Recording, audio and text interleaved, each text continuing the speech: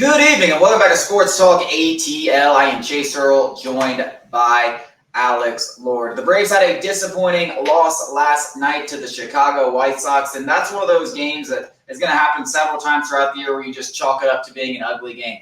The Braves had their opportunities. They're playing a bad team. It's 35-degree weather. It's very hard to hit in those conditions. You have the one guy on the White Sox that's worth really a damn on the mound, and Garrett Crochet, and go out there and try to hit 99 miles per hour from the left side in 35-degree weather and tell me how you feel. I mean, that guy's a bona fide. I know they were using him relief. I think Brandon Gowden said he's one of 22 major league players to ever go straight from college straight to the major leagues. I mean, in 2020, that COVID year, he went straight to the majors after getting drafted out of Tennessee. They used him as a reliever. Now they're using him as a starter. He's an absolute stud. You got to see that firsthand. Braves still had their opportunities, but they ended up falling short.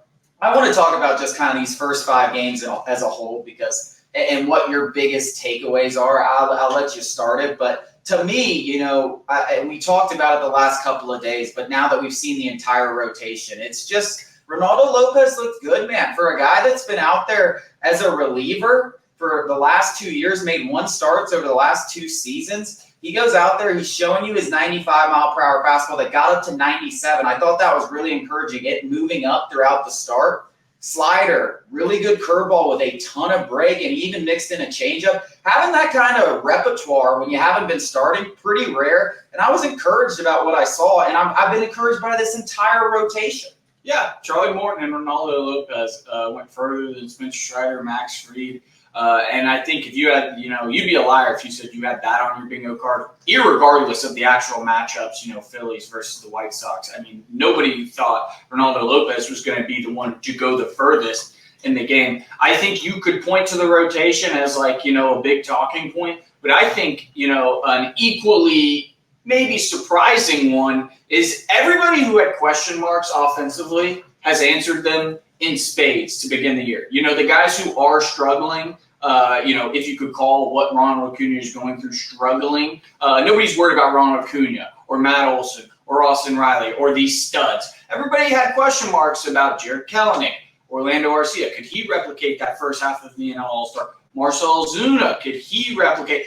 Those guys, the weak links, so to speak, have answered the call immediately. Marcell Ozuna had 2 bombs last night, kept the Braves in it. Obviously, they came up short. But I think that's a huge sticking point, that the guys we may have been concerned about, reminding us they're still major league ball players. Yeah, I mean, I think that's exactly the point that I was going to say. I mean, the Braves are 3-2. They very easily could be 5-0. They had every chance to win that game last night. They obviously blew one in Philadelphia. So you kind of feel like you have a better. You've performed better than your record is speaking to. You have a plus 21 run differential and you're 3-2 over the 162 games. That'll sort itself out. But I think you're dead on. Like, if you've watched these first 5 games, my biggest takeaway was every single potential weak link, and not just the hitters, the pitchers, the Ronaldo Lopez, the 5th starter spot. Any questions you had about the bullpen, they've pretty much been answered. There have been a few shaky performances. AJ Minter gives up a home run. You ain't worried about him.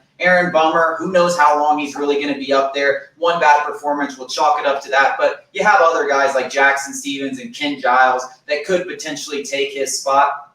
And then, as you said, the guys in the lineup, the Orlando Arcias, the Jarred Kelenics, the Adam Duvals, the Marcell Ozunas, those are really the guys that you're like, all right, what are we going to get out of these guys? And yes, are those guys going to hit 400, 500 like they're hitting right now? Absolutely not. But in the same breath, you're realizing that these guys are contributors. They can give you 2, 3, 4 WAR or something like that. And that's the sticking point to me. Every single weak spot, 40-year-old Charlie Morton, Ronaldo Lopez, Chris Sale looked really good in his first start. And like I said, those hitters that you had question marks about, those have been your best performers. And yes, it's only been 5 games, but that's a super encouraging sign early in the season. Yeah, and even if you want to go a step further, if you're keeping an eye on the farm, I mean, the entire rotation in Gwinnett is performing well, including Winans, including Darius Vines, including the guys that you don't really think about when you're talking about who's going to get the next call. Bryce Elder is still performing. AJ Smith-Shawver is still performing.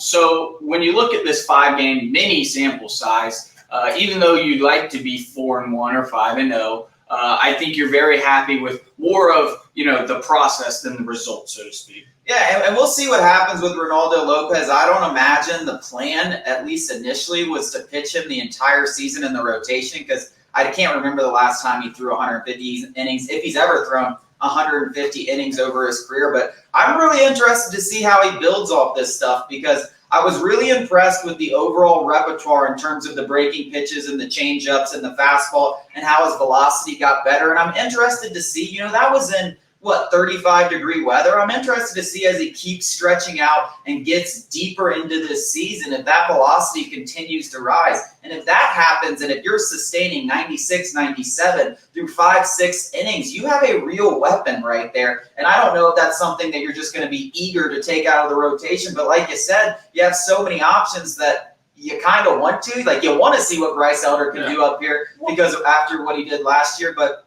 it's a good problem to have. And the rotate, it's just like, I'm super encouraged from what I've seen. I know the 3-2 record almost feels underwhelming, but the encouraging signs that I'm seeing from all these pieces should have Braves fans really excited for what's to come. Yeah, Ronaldo Lopez was incredibly efficient. I mean, he was through 10 batters at 33 or 35 pitches, something like that. Incredibly efficient. And I don't think anybody has to worry about seeing Elder, Adrian Smith-Shawver, Hurston Waldrep, Alan Winans, Darius Hines, everybody in Gwinnett. Well, Hurston Waldrep's in Double-A. But because injuries are inevitable, and like you said, Chris Sale and Ronaldo Lopez, in terms of, being those workhorses like Charlie Morton has been for the Atlanta Braves since he joined. That's not really the case. So a phantom IL stint, a real IL stint is not, it's going to happen. In fact, it will happen. I guarantee it. So we'll see them soon. Yeah, I pray it doesn't. And coming up after the break, the Falcons reuniting with an old friend.